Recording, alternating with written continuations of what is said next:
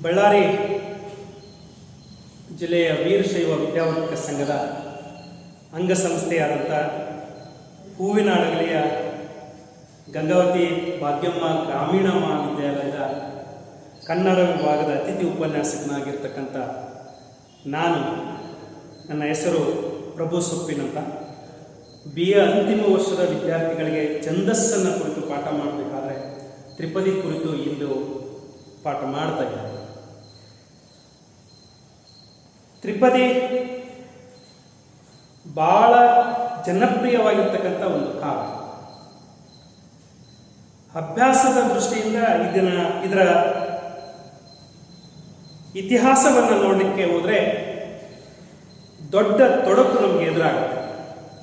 ಕಾರಣ, ಶಿಷ್ಟ ಸಾಹಿತ್ಯಕ್ಕಿಂತ ಮುಂಚೆನೇ ನಮ್ಮಲ್ಲಿ ಜನಪದರಲ್ಲಿ ತ್ರಿಪದಿ ಬಳಕೆಯಲ್ಲಿರ್ತಕ್ಕಂಥದ್ದು.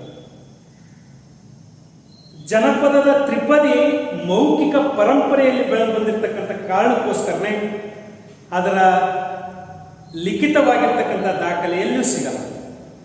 ಕಾರಣ, ಅದು ಮೌಖಿಕ ಪರಂಪರೆಯೊಳಗೆ ಬೆಳೆದು ಬಂದಿರತಕ್ಕಂಥ ಕಾವ್ಯ ಭಾಗವಾಗಿರ್ತಕ್ಕಂಥ ಕಾವ್ಯ ಪ್ರಕಾರವಾಗಿರ್ತಕ್ಕಂಥ. ಹೀಗಾಗಿ ಖಚಿತವಾಗಿ ತ್ರಿಪದಿಯ ಇತಿಹಾಸವನ್ನು, ಚರಿತ್ರೆಯನ್ನು ನಿಖರವಾಗಿ ಗುರುತಿಸ್ಲಿಕ್ಕಾಗಲ್ಲ. ಆದರೆ ಶಿಷ್ಟ ಸಾಹಿತ್ಯವನ್ನು ಗಮನದೊಳಗಿಟ್ಟು, ಗ್ರಾಂಥಿಕ ಸಾಹಿತ್ಯವನ್ನು ಗಮನದೊಳಗಿಟ್ಟುಕೊಂಡು ಅದರ ಇತಿಹಾಸವನ್ನು ನೋಡೋದಾದ ಡಾಕ್ಟರ್ ಎ ವೆಂಕಟಸುಬ್ಬಯ್ಯನವರು ಜೋಗಿಮಾರ ಗುಹೆಯೊಳಗಿರ್ತಕ್ಕಂಥ ಒಂದು ತ್ರಿಪದಿನೇ ಮೊಟ್ಟ ಮೊದಲ ತ್ರಿಪದಿ ಅಂತ ಕರೀತಾರೆ. ಬಹುತೇಕ 7ನೇ ಶತಮಾನಕ್ಕಿಂತ ಮುಂಚೆನೇ ಇರ್ತಕ್ಕಂಥದ್ದು. ಆದರೆ ಆ ತ್ರಿಪದಿಯ ಯಾವ ಲಕ್ಷಣವೂ ಅದರೊಳಗಿಲ್ಲ. ಹೀಗಾಗಿ ಬಹಳಷ್ಟು ಛಂದೋಶಾಸ್ತ್ರಜ್ಞರು ಎ ವೆಂಕಟಸುಬ್ಬಯ್ಯನವರ ವಾದವನ್ನು ತಿರಸ್ಕಾರ. ಹೀಗಾಗಿ ಈ ಕಾರಣಕ್ಕಾಗಿ ಸದ್ಯಕ್ಕೆ ನಮಗೆ ಅತಿ ಪ್ರಾಚೀನವಾಗಿರ್ತಕ್ಕಂಥ ಶಿಷ್ಟ ಸಾಹಿತ್ಯದ ಛಂದೋಬದ್ಧವಾಗಿರ್ತಕ್ಕಂಥ ಒಂದು ತ್ರಿಪದಿ ಯಾವುದು ಅಂತಂದ್ರೆ ಬದಾಮಿಯೊಳಗಿರ್ತಕ್ಕಂಥ ಚಾಲುಕ್ಯರ ರಾಜಧಾನಿಯಾಗಿರ್ತಕ್ಕಂಥ ಬದಾಮಿಯೊಳಗೆ ದೊರೆತಿರ್ತಕ್ಕಂಥ ಶಾಸನ. ಅದನ್ನು ಕಪ್ಪೆ ಅರಭಟ್ಟನ ಶಾಸನ ಅಂತ ಕರೀತಾರೆ, ಕಪ್ಪೆ ಅರಭಟ್ಟನ ಶಾಸನ ಅಂತ ಕರೀತಾರೆ, ಮತ್ತೆ ಬದಾಮಿ ಶಾಸನ ಅಂತ ಕರೀತಾರೆ. ಕ್ರಿಸ್ತಶಕ 7ನೇ ಶತಮಾನದೊಳಗೆ ರಚನೆಯಾಗಿರ್ತಕ್ಕಂಥ ತ್ರಿಪದಿ. ಅದು ಅತ್ಯಂತ ಪ್ರಾಚೀನವಾಗಿರ್ತಕ್ಕಂಥ, ಫಸ್ಟ್ಗೆ ಸಿಕ್ಕಿರ್ತಕ್ಕಂಥದ್ದೇ, ಲಭ್ಯ ಆಗಿರ್ತಕ್ಕಂಥದ್ದೇ ಶಾಸನದೊಳಗೆ. ಅದಕ್ಕಿಂತ ಮುಂಚೆ ಕಾವ್ಯದೊಳಗಿದ್ದವೇ, ಆದರೆ ಯಾವ ಕಾವ್ಯದೊಳಗೂ ಸಿಕ್ಕಿಲ್ಲ. ಆದರೆ ಶಾಸನದೊಳಗೆ ಮೊದಲು ಸಿಕ್ಕಿದೆ. ಆದರೆ ತ್ರಿಪದಿ ಅನ್ನೋದು ಕರ್ನಾಟಕ ವಿಷಯ ಜಾತಿಯೊಳಗೆ ಅತ್ಯಂತ ಪ್ರಮುಖವಾಗಿರ್ತಕ್ಕಂಥದ್ದು ಮತ್ತು ಜನಪ್ರಿಯವಾಗಿರ್ತಕ್ಕಂಥದ್ದು. ಇದು ಕರ್ನಾಟಕ ವಿಷಯ ಜಾತಿ ಅಂತಂದ್ರೆ ಅಪ್ಪಟ ಕನ್ನಡ ಪದ. ಇದು ಸಂಸ್ಕೃತದಿಂದನೂ ಆಮದು ಮಾಡಿಕೊಂಡಿದ್ದಲ್ಲ, ಪ್ರಾಕೃತದಿಂದನೂ ತಂದುಕೊಂಡಿದ್ದಲ್ಲ. ಇದು ಈ ನೆಲದ ಈ ಸಾಹಿತ್ಯದೊಳಗೆ ರಚನೆಯಾಗಿ ಬೆಳೆದಿರ್ತಕ್ಕಂಥದ್ದು. ಅಂಶಗಣಾನ್ವಿತವಾಗಿರ್ತಕ್ಕಂಥದ್ದು. ದೇಶೀಯ ಛಂದಸ್ಸಿನಿಂದ ಕೂಡಿರ್ತಕ್ಕಂಥ ಎಲ್ಲ ಪದ್ಯಗಳು ಅಪ್ಪಟ ಕನ್ನಡ ಪದ್ಯಗಳು. ಹೀಗಾಗಿ ತ್ರಿಪದಿ ಕೂಡ ಅಂಶ ಗಣಾನ್ವಿತವಾಗಿರೋ ಕಾರಣಕ್ಕೋಸ್ಕರನೇ ಇದನ್ನ ದೇಶೀಯ ಛಂದಸ್ಸಿನ ಪದ್ಯ ಅಂತ ಕರೀತಾರೆ, ಅಪ್ಪಟ ಕನ್ನಡ ಪದ್ಯ ಅಂತ ಕರೀತಾರೆ. ಕಾಲಾಂತರದೊಳಗೆ 12ನೇ ಶತಮಾನದೊಳಗೆ ಇದನ್ನ ಮಾತ್ರಾಗಣಕ್ಕೆ, ಅಂಶ ಷಟ್ಪದಿ ಇದ್ದಿದ್ದು ಮಾತ್ರಾ ಷಟ್ಪದಿ ಹೇಗೆ ಬದಲಾಯಿತು, ಪರಿವರ್ತನೆಯಾಯಿತು 12ನೇ ಶತಮಾನದೊಳಗೆ, ಹಾಗೆ ತ್ರಿಪದಿ ಕೂಡ ಅಂಶ ಗಣಾನ್ವಿತವಾಗಿರ್ತಕ್ಕಂಥದ್ದು. ಕಾಲಾಂತರದಲ್ಲಿ ಅಂದ್ರೆ 12ನೇ ಶತಮಾನ ಮತ್ತು ಅದರ ಮಧ್ಯದಲ್ಲಿ ತ್ರಿಪದಿಯನ್ನ ಮಾತ್ರಾ ತ್ರಿಪದಿಯನ್ನಾಗಿ ಮಾಡಿರುವಂಥದ್ದು. ಇದು 3 ಚರಣ. ತ್ರಿಪದಿ ಅಂದ್ರೆ ಅದರೊಳಗನೆ ಹೇಳುತ್ತೆ, ತ್ರಿಪದಿ ಅಂದ್ರೆ 3 ಚರಣಗಳುಳ್ಳ ಪದ್ಯ ಅಂತ. 3 ಚರಣಗಳು. ಮತ್ತೆ 3 ಚರಣ ಹೆಂಗಿರ್ಬೇಕು ಅನ್ನೋದಕ್ಕೆ ಒಂದು ನಿಯಮ ಇದೆ. ಸುಮ್ಮನೆ 3 ಚರಣ ಅಲ್ಲ, 3 ಸಾಲ ಅಲ್ಲ, 3 ಸಾಲ ಹೇಗಿರ್ಬೇಕು ಅನ್ನೋದಕ್ಕೂ ನಿಯಮ ಇದೆ. ಬಹಳ ನಮ್ಮ ವಿದ್ಯಾರ್ಥಿಗಳಿಗೆ ತಮಾಷೆ ಇರುತ್ತೆ. 1, 2 ಈಕ್ವಲ್ ಇರುತ್ತೆ, 1ನೇದ್ದು 2ನೇದ್ದು ಈಕ್ವಲ್ ಇರುತ್ತೆ, 3ನೇದು ಮುಕ್ಕಾಲು ಇರುತ್ತೆ. 1, 2 ಈಕ್ವಲ್, 3ನೇದು ಮುಕ್ಕಾಲು ಇತ್ತು ಅಂದ್ರೆ ಅದನ್ನ ತ್ರಿಪದಿ ಅಂತ ಕರೀತಾರೆ. ಬೇಂದ್ರೆ ಅವರ ಕನ್ನಡ ತ್ರಿಪದಿಯನ್ನು ಕುರಿತು ಒಂದು ಬಹಳ ಪ್ರಶಂಸನೀಯವಾಗಿರ್ತಕ್ಕಂಥ ಒಂದು ಮಾತನಾಡಿದ್ದಾರೆ. ತ್ರಿಪದಿಯೇ ಕನ್ನಡ ವೃತ್ತಗಳ ಗಾಯತ್ರಿ ಅಂತ ಕರೀತಾರೆ. ಅಂದ್ರೆ ಗಾಯತ್ರಿ ಅಂತಂದ್ರೆ ಸಂಸ್ಕೃತ ಸಾಹಿತ್ಯದೊಳಗೆ ಪ್ರಸಿದ್ಧಿಯಾಗಿರ್ತಕ್ಕಂಥ ಒಂದು ಕಾವ್ಯ ಬಗೆ, ಒಂದು ಕಾವ್ಯ ರೀತಿ, ಒಂದು ಕಾವ್ಯದ ಒಂದು ಪ್ರಭೇದ ಎಷ್ಟು ಪ್ರಸಿದ್ಧ ಸಂಸ್ಕೃತದೊಳಗಿದೆನೋ ಹಂಗೆ ನಮ್ಮ ಕನ್ನಡ ಸಾಹಿತ್ಯದೊಳಗೆ ಇದಕ್ಕೆ ಗಾಯತ್ರಿ ಅಂತ ಕರೀತಾರೆ. ಗಾಯತ್ರಿ ತ್ರಿಪದಿಯೇ ಕನ್ನಡ ಕಾವ್ಯಗಳ ವೃತ್ತಗಳಲ್ಲಿ ಗಾಯತ್ರಿ ಅಂತ ಕರೀತಾರೆ. ಇನ್ನು ತ್ರಿಪದಿಗೆ ಬೇರೆ ಬೇರೆ ಭಾಗದೊಳಗೆ ಬೇರೆ ಬೇರೆ ಹೆಸರಿನಿಂದ ಕರೀತಾರೆ ಅನ್ನೋದು ಗಮನದೊಳಗೆ ಇಟ್ಕೊಳ್ಬೇಕು ಅಂತ. ತಿವದಿ ಅಂತ ಕರೀತಾರೆ, ತಿವುಡ ಅಂತ ಕರೀತಾರೆ, ತ್ರಿವುಡಿ ಅಂತ ಕರೀತಾರೆ, ತ್ರಿಪದಿಕ ಅಂತ ಕರೀತಾರೆ. ಹೀಗೆ ಭಿನ್ನ ಭಿನ್ನ ಹೆಸರಿನಿಂದ ಕರೆದರೂ ಆದರೂ ಕೂಡ ಬಹಳ ಹೆಚ್ಚು ಪ್ರಚಲಿತ ಇರತಕ್ಕಂಥದ್ದು ಅಂದ್ರೆ ತ್ರಿಪದಿ ಅಂತ ಕರೀತಾರೆ. ತ್ರಿಪದಿ ಅಂತಲೇ ಕರೀತಾರೆ. ತ್ರಿಪದಿಯ ಲಕ್ಷಣವನ್ನ ಪದ್ಯದ ರೂಪದೊಳಗೆ, ತ್ರಿಪದಿಯ ರೂಪದೊಳಗೆ ಮೊಟ್ಟ ಮೊದಲು ಹೇಳಿರ್ತಕ್ಕಂಥದ್ದು ಅಂದ್ರೆ ನಾಗವರ್ಮ. 1ನೇ ನಾಗವರ್ಮ 990ರೊಳಗೆ ಬದುಕಿದಂತ 10ನೇ ಶತಮಾನದ ಅಂತ್ಯಭಾಗದೊಳಗಿದ್ದಂತ ನಾಗವರ್ಮ ತನ್ನ ಚಂದೋಂಬುದಿಯೊಳಗೆ ಹೇಳಿದ್ದಾನೆ. ಆ ನಂತರದೊಳಗೆ ಸೋಮೇಶ್ವರ, ಜಯಕೀರ್ತಿ ತಮ್ಮ ಚಂದೋಕೃತಿಯೊಳಗೆ ಆ ಎಲ್ಲ ಲಕ್ಷಣ ಪದ್ಯಗಳನ್ನ ಹೇಳಿದ್ದಾರೆ. ಬಹಳ ಅದ್ಭುತವಾಗಿರ್ತಕ್ಕಂಥ ಹೇಗೆ ಬರೀತಿದ್ರು ಲಕ್ಷಣ ಪದ್ಯಗಳನ್ನ ತ್ರಿಪದಿಯರು ಅಂತಂದ್ರೆ ನಾಗವರ್ಮ ಚಂದೋಂಬುದಿಯಾಗಿರ್ತಾನೆ. ಅದನ್ನು ಏನು ಆ ಎಲ್ಲ ಲಕ್ಷಣಗಳನ್ನ ಒಳಗೊಂಡಿರ್ತಕ್ಕಂಥ ರೀತಿಯೊಳಗೆ ಲಕ್ಷಣ ಪದ್ಯ ಬರ್ತದೆ. ಅದರ ವಿಶ್ಲೇಷಣೆ ಇಲ್ಲ ನೋಡೋದು ಬಹಳ ಚೆನ್ನಾಗಿದೆ. ಬಿಸುರುಹ ಉದ್ಭವ, ಬಿಸುರುಹೋದ್ಭವ ಅಂತ. ಬಿಸುರುಹ ಅಂದ್ರೆ ಕಮಲ, ಬಿಸುರುಹ ಅಂದ್ರೆ ಕಮಲ, ಉದ್ಭವ ಅಂದ್ರೆ ಹುಟ್ಟೋದು. ಕಮಲದೊಳಗೆ ಹುಟ್ಟಿದವನು ಯಾರು ಅಂತಂದ್ರೆ ವಿಷ್ಣು, ಬ್ರಹ್ಮ. ಬ್ರಹ್ಮ ಕಮಲದಲ್ಲಿ ಹುಟ್ಟಿದವನು ಬ್ರಹ್ಮ. ಅಂದ್ರೆ ಅಂಶಗಳೊಳಗೆ 3 ಪ್ರಭೇದ ಇದ್ದಾವೆ. ಒಂದು ಬ್ರಹ್ಮಗಣ, ಇನ್ನೊಂದು ವಿಷ್ಣುಗಣ, ಮತ್ತೊಂದು ರುದ್ರಗಣ. ಬ್ರಹ್ಮಗಣ 2 ಅಂಶ ಇರುತ್ತೆ, ವಿಷ್ಣುಗಣ 3 ಅಂಶ ಇರುತ್ತೆ, ರುದ್ರಗಣ 4 ಅಂಶ ಇರುತ್ತೆ. 4 ಅಂಶಗಳು. ಈ 3 ಅಂಶಗಳಾಗಿರ್ತಕ್ಕಂಥ ಪದ್ಯ ಬಿಸುರುಹೋದ್ಭವ, ಕಮಲದಲ್ಲಿ ಹುಟ್ಟಿದವನು. ಬಿಸುರುಹೋದ್ಭವ ಗಣಂ ರಸ ದಶ ಸ್ಥಾನಗಳು. ಬಿಸುರುವ ನೇತ್ರ ಗಣಮೆ ಬರ್ಕು, ಉಳಿದವು ಬಿಸುರುವ ನೇತ್ರ ತ್ರಿಪದಿಗೆ ಅಂತ. ಏನ್ ಚೆನ್ನಾಗಿ ಕೊಟ್ಟಿದ್ದಾನಂದ್ರೆ ಬಿಸುರುಹೋದ್ಭವ ಗಣಂ. ಬಿಸುರುಹೋದ್ಭವ ಗಣಂ ಅಂದ್ರೆ ವೆರಿ ಸಿಂಪಲ್ ಆಗಿ ಅರ್ಥ ಮಾಡ್ಕೊಳ್ಬೇಕು. ಇದು ಬ್ರಹ್ಮಗಣ. ಬ್ರಹ್ಮಗಣ ಎಲ್ಲಿ ಬರಬೇಕು? ರಸ ದಶ ಸ್ಥಾನದಲ್ಲಿ. ರಸ ಅಂತಂದ್ರೆ 6ನೇ ಸ್ಥಾನ, ದಶ ಅಂತಂದ್ರೆ 10ನೇ ಸ್ಥಾನ. ಒಟ್ಟು ತ್ರಿಪದಿ ಒಳಗೆ 11 ಗಣಗಳು ಬರ್ತವೆ.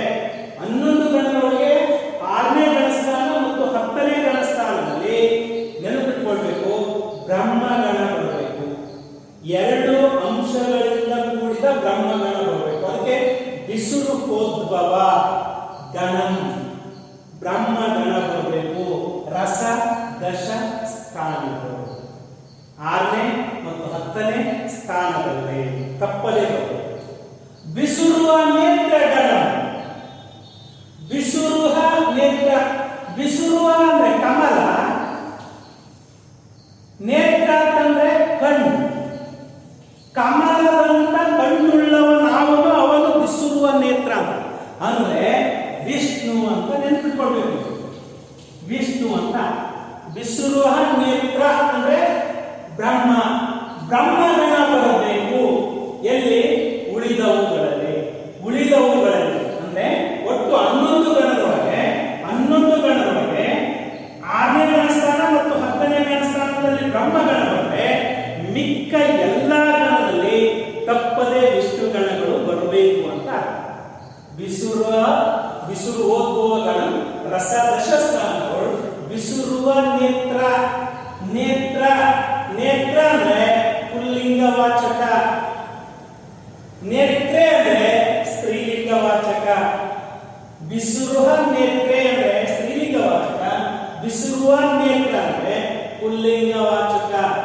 ಕಮಲದಂತ ಕಣ್ಣುಳ್ಳವನಾವನು, ಅವನು ಬಿಸುರುವ ನೇತ್ರ ಅಂದ್ರೆ ವಿಷ್ಣು. ಕಮಲದಂತ ಕಣ್ಣುಳ್ಳವಳಾವಳು, ಅವಳು. ಇದು ಲಕ್ಷ್ಮಿ, ಇದು ವಿಷ್ಣು. ಅಂದ್ರೆ ಬಿಸುರುವ ನೇತ್ರಗಳನ್ನೇ ಬರ್ಕು.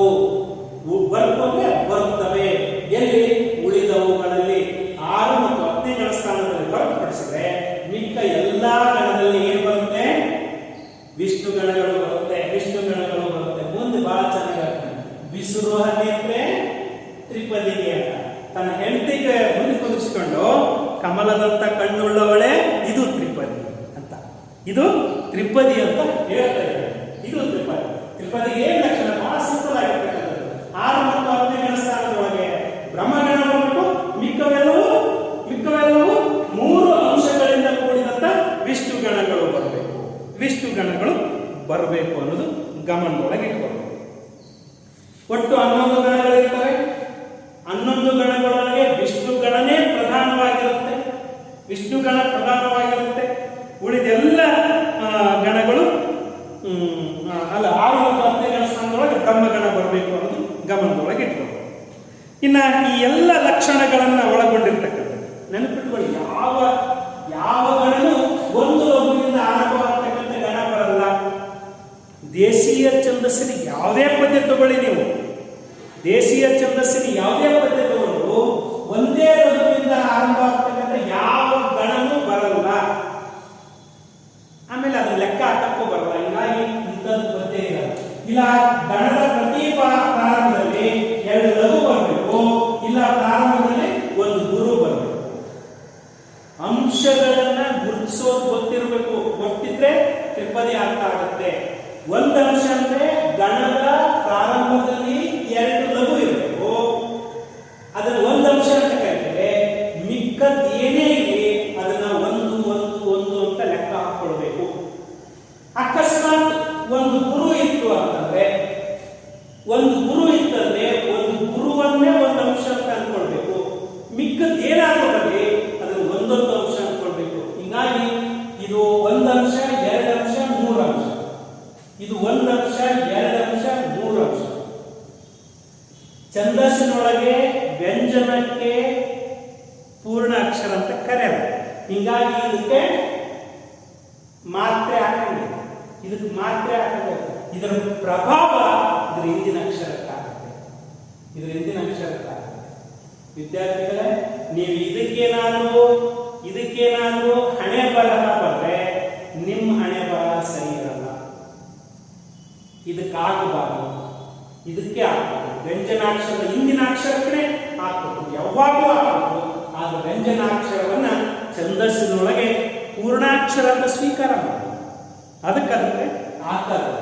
ಸ್ವರಕ್ಕಷ್ಟೇ ಹಾಕಬೇಕು. ಸ್ವರ ದೀರ್ಘ ಆಗಿ ಅಥವಾ ರಸ್ವ ಇದ್ರೆ ಮಾತ್ರ ಹಾಕ್ತೇವೆ, ಇಲ್ಲ ಅಂದ್ರೆ ಹಾಕ್ತೇವೆ.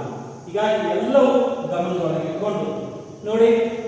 ಇದಿಷ್ಟು 1 ಅಂಶ 2 ಅಂಶ 3 ಅಂಶ ಅಂದ್ರೆ ಇದು ವಿಷ್ಣು ಗಣ, ಒಂದೇ ವಿಷ್ಣು ಗಣ.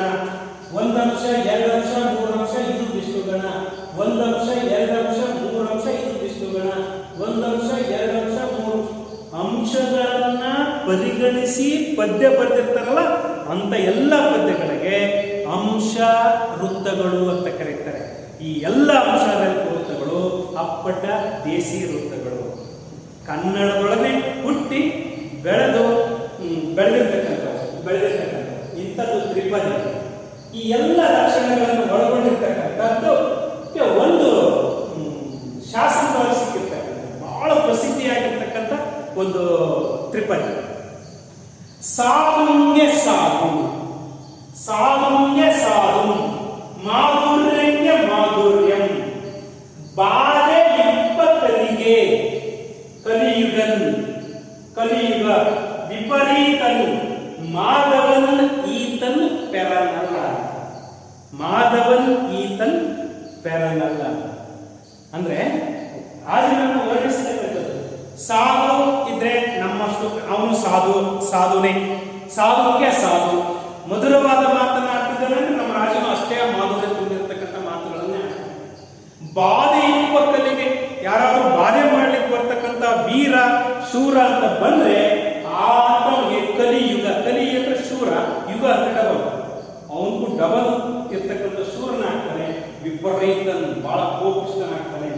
ಬೇರೆ ಯಾರು ಅಲ್ಲ, ನಮ್ಮ ರಾಜ ಸಾಕ್ಷಾತ್ ಮಾಧವ ಅಂದ್ರೆ ವಿಷ್ಣು. ಈತನ್ ಬೇರೆ ಯಾರು ಅಲ್ಲ, ನಮ್ಮ ರಾಜ ಸಾಕ್ಷಾತ್ ವಿಷ್ಣು ಅಂತನೂ ಅರ್ಥ ಇದೆ. ಬಹಳ ಸೊಗಸಾಗಿ 7ನೇ ಶತಮಾನದೊಳಗೆ ಈಗ ಶಿಲೆಯೊಳಗೆ ಒಂದು ಶಾಸನವನ್ನ ಈ ರೀತಿ ಛಂದೋಬದ್ಧವಾಗಿ ಬರೆದಿದ್ದಾರೆ ಅಂತಂದ್ರೆ ನಮ್ಮ ಛಂದಸ್ಸಿಗೆ ಎಷ್ಟು ಪ್ರಾಚೀನತೆ ಇದೆ, ಎಷ್ಟು ಪ್ರಾಚೀನತೆ, ನಮ್ಮ ದೇಶೀಯ ಛಂದಸ್ಸಿಗೆ ಎಷ್ಟು ಪ್ರಾಚೀನತೆ, ಎಷ್ಟು ಹಿನ್ನೆಲೆ ಇದೆ, ಎಷ್ಟು ಚರಿತ್ರೆ ಇದೆ, ಇಷ್ಟು ಸೊಗಸಾಗಿರ್ತಕ್ಕಂಥ ಅರ್ಥಪೂರ್ಣವಾದಂಥ ಪದ್ಯಗಳನ್ನು ನಮ್ಮಲ್ಲಿ ಕಾಣ್ತದೆ. ಇದು ಒಂದು ಪರಿಪೂರ್ಣವಾಗಿರ್ತದೆ. ನೋಡಿ, ವಿಷ್ಣುಗಣ ವಿಷ್ಣುಗಣ ವಿಷ್ಣುಗಣ ವಿಷ್ಣುಗಣ ಎಲ್ಲರಲ್ಲಿ ಮೂರು ಅಂಶ ಬಂದಿದೆ. ವಿಷ್ಣು ಇದು ನೋಡಿ, ಒಂದಂಶ ಎರಡು, ಇದಿಷ್ಟು ಎರಡು ಲಘು ಬಂದ್ರೆ ಒಂದಂಶ, ಇದು ಒಂದಂಶ, ಯಾಕೆ ಎರಡೇ ಅಂಶ. ಇನ್ನು ಎರಡನೇ ಗಣ ಒಂದಂಶ ಎರಡಂಶ ಮೂರಂಶ, ಒಂದಂಶ ಎರಡಂಶ ಮೂರಂಶ, ಒಂದಂಶ ಎರಡಂಶ ಮೂರಂಶ, ಇದು ನೋಡಿ ಒಂದಂಶ ಎರಡು. ಮಾತ್ರೆಗಳನ್ನು ಎಣಿಸಿ ಎಲ್ಲೂ ಗುರುತಿಸಬಾರದು ಗಣಗಳನ್ನ. ಅಂಶ ವೃತ್ತಗಳಲ್ಲಿ ಅಂಶಗಳನ್ನಷ್ಟೇ ಲೆಕ್ಕಕ್ಕೆ ತಗೊಳ್ಬೇಕು, ಅಕ್ಷರಗಳನ್ನು ಲೆಕ್ಕಕ್ಕೆ ತಗೊಳ್ಬಾರ್ದು, ಮಾತ್ರೆಗಳನ್ನು ಪರಿಗಣಿಸಬಾರ್ದು. ಮಾತ್ರೆಗಳನ್ನು ಪರಿಗಣಿಸಿದ್ರೆ ತಪ್ಪಾಗುತ್ತೆ, ಅಕ್ಷರಗಳನ್ನು ಪರಿಗಣಿಸಿದ್ರೆ ತಪ್ಪಾಗುತ್ತೆ. ಕೇವಲ ಅಂಶ ಗಣಾನ್ವಿತವಾಗಿರ್ತಕ್ಕಂಥ ಪದ್ಯಯುತವಾಗಿರೋ ಕಾರಣಕ್ಕೋಸ್ಕರನೇ ಅಂಶಗಳನ್ನಷ್ಟೇ ಪರಿಗಣಿಸಬೇಕು, ಅಂಶಗಳನ್ನಷ್ಟೇ ಪರಿಗಣಿಸಬೇಕು. ಅಕ್ಷರಗಳನ್ನು ಪರಿಗಣಿಸಿದ್ರೆ ವ್ಯತ್ಯಾಸ ಆಗುತ್ತೆ, ಮಾತ್ರೆಗಳನ್ನು ಲೆಕ್ಕ ಹಾಕಿದ್ರೆ ವ್ಯತ್ಯಾಸ ಆಗುತ್ತೆ. ಹೀಗೆ ಎಲ್ಲ ಲಕ್ಷಣಗಳನ್ನು ಇಟ್ಕೊಂಡು ಬಂದಿರ್ತಕ್ಕಂಥ ಇನ್ನೊಂದು ಪದ್ಯ ಸರ್ವಜ್ಞ ಅನ್ನೋದು ಹೇಳ್ಬೇಕಾಗಿದೆ. ಈ ದೇಶೀಯ ಛಂದಸ್ಸು ತ್ರಿಪದಿ ಕೂಡ ಕಡ್ಡಾಯವಾಗಿ ಆದಿಪ್ರಾಸ ಇದೆ. ನೆನಪಿಟ್ಟು, ಆದಿಪ್ರಾಸ ಕಡ್ಡಾಯವಾಗಿ. ಸ ವ್ಯಂಜನ ಇದೆ ಅಂದ್ರೆ ಇಲ್ಲಿ ಸ ಇದೆ, ಇಲ್ಲಿ ಸ ಇದೆ. ಇದಕ್ಕೆ ನೋಡಿ, ಇದು ನೋಡಿ, ಒಂದು ಮಹಾಪ್ರಾಣ ಇತ್ತು ಅಂದ್ರೆ ಎಲ್ಲರಲ್ಲಿ ಮಹಾಪ್ರಾಣನೇ ಬರಬೇಕು. ಧ ಅನ್ನೋ ಮಹಾಪ್ರಾಣ ಬಂದಿದೆ ಅಂದ್ರೆ ಎಲ್ಲರಲ್ಲಿ ಧ ಅಂತ ಮಹಾಪ್ರಾಣನೇ ಬರಬೇಕು.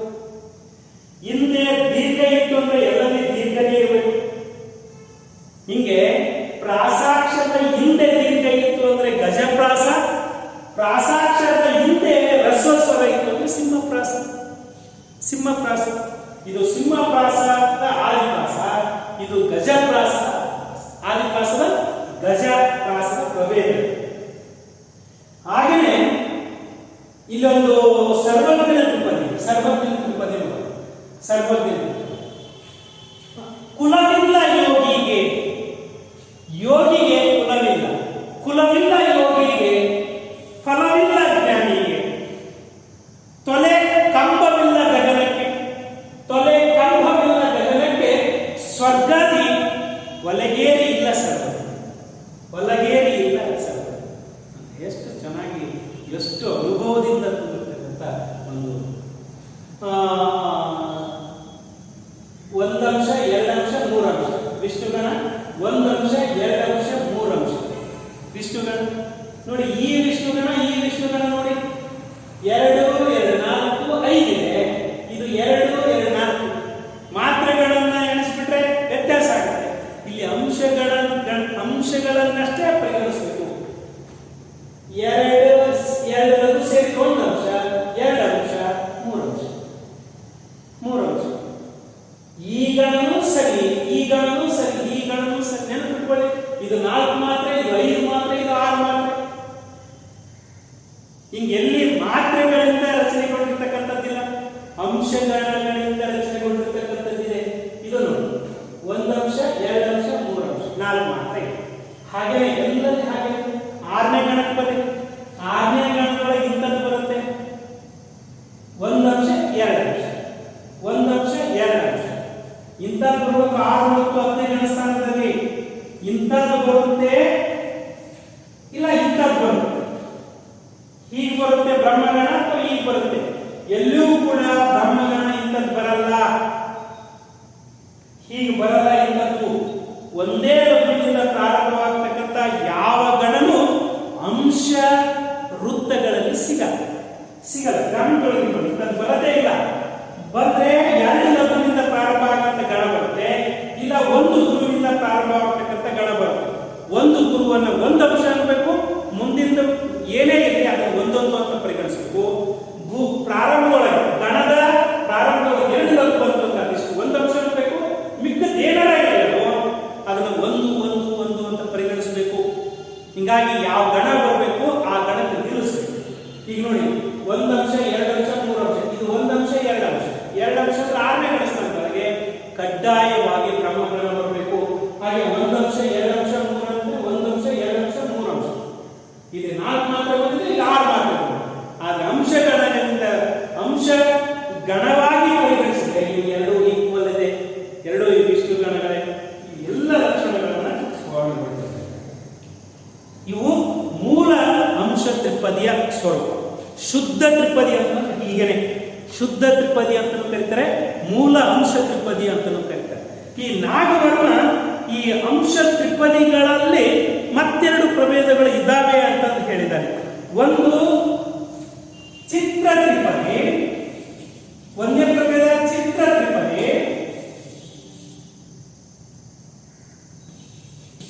ಎರಡನೇದು ಚಿತ್ರಲತೆ ತ್ರಿಪದಿ. ಚಿತ್ರಲತೆ ತ್ರಿಪದಿ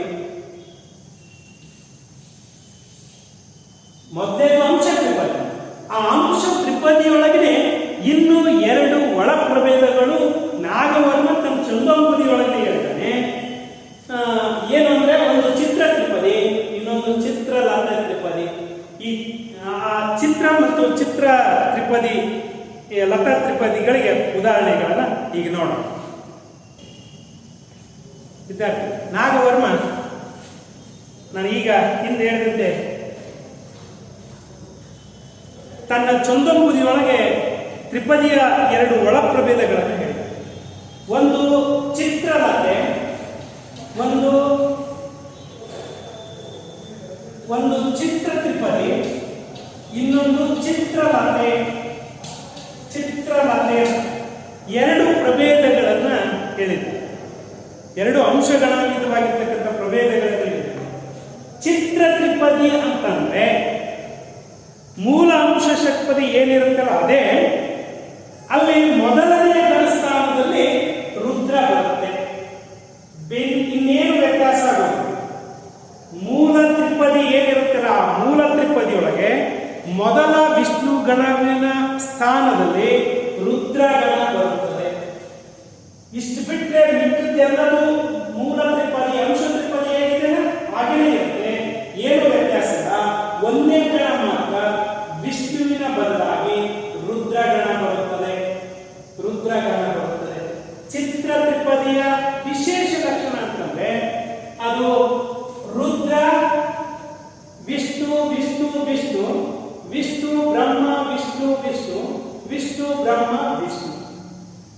ಮೂಲ ಅಂಶ ತ್ರಿಪದಿ ಇದ್ದಂಗೆ ಒಂದನೇ ಗಣ ಸ್ಥಾನದೊಳಗಿರ್ತಕ್ಕಂಥ ವಿಷ್ಣು ಗಣವಿನ ಬದಲಾಗಿ ರುದ್ರಗಣ ಬರುತ್ತದೆ.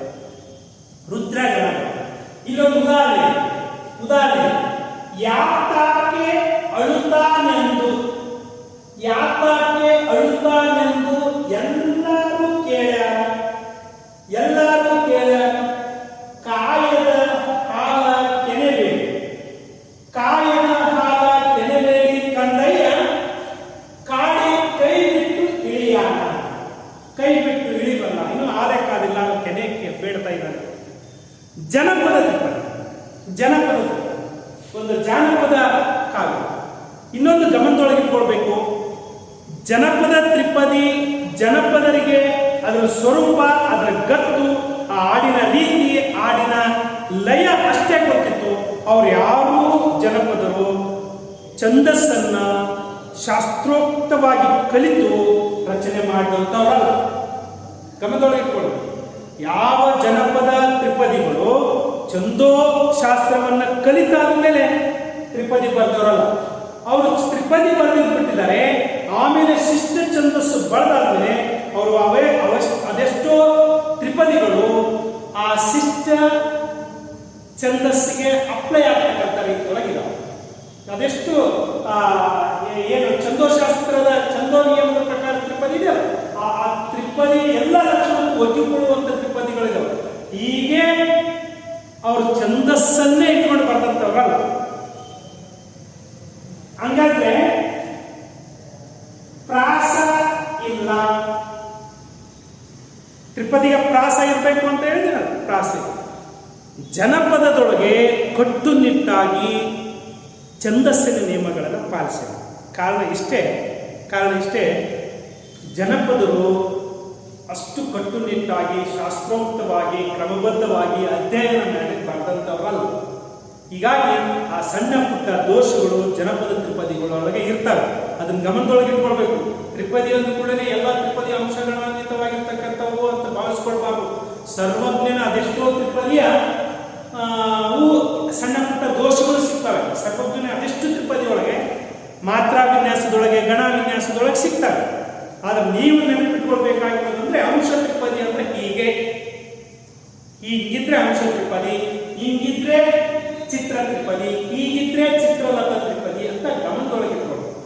ಇದು ಮಿಗಿಲಾಗಿ ಬಿಟ್ಟು ಸಣ್ಣ ಪುಟ್ಟ ದೋಷಗಳು ಇರ್ತಕ್ಕಂಥ ಅನೇಕ ತ್ರಿಪದಿಗಳು ನಮ್ಮ ಸಾಹಿತ್ಯದೊಳಗೆ ಸಿಗ್ತವೆ.